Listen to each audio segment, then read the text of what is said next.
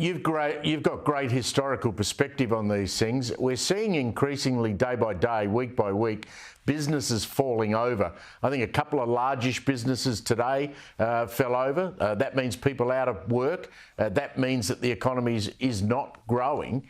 Are you worried about the future of businesses being able to keep their doors open if the interest rates stay where they are?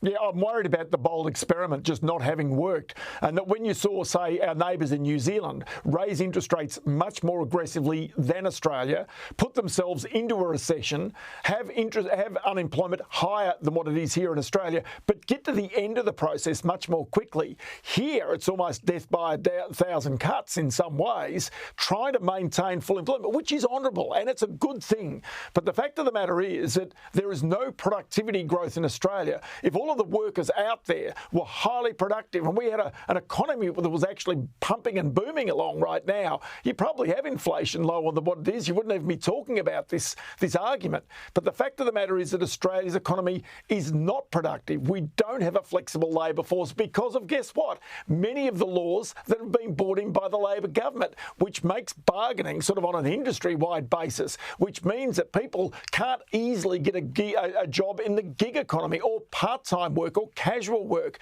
without potentially having to become full-timers in the future. So this is where Australia is almost creating rules that actually work against the economy rather than working for the economy to make it flexible to get through these tight times.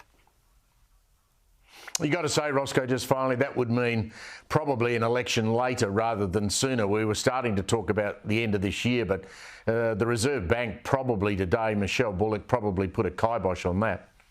Oh, you'd have to think so. Now Anthony Albanese would be wanting to stay in power as long as he possibly can to try and see out this term because the prospect of having an economic situation by the end of this year that is really conducive for the Labor Party to win favour, especially at a time when it seems to be losing a bit of skin in the polls, becomes more difficult. And do bear in mind that by the end of this year, if you get a rate rise in August, I mean, there'll be many parts of our economy that will erupt. The small business sector, there's no doubt, will find it even tougher. You'll certainly find that many households will also find it tougher. And if jobs start to be lost, that's generally a very dangerous time historically for governments. And so really, as I say, when you see what corporate reputations can do so quickly, it can also happen to political reputations. And that's why right now the stewardship and the messaging and even to a certain extent the cohesiveness of the Labor government is absolutely vital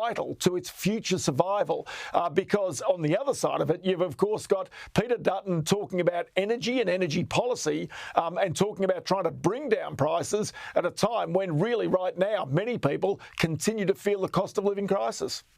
Ross Greenwood, thanks very much.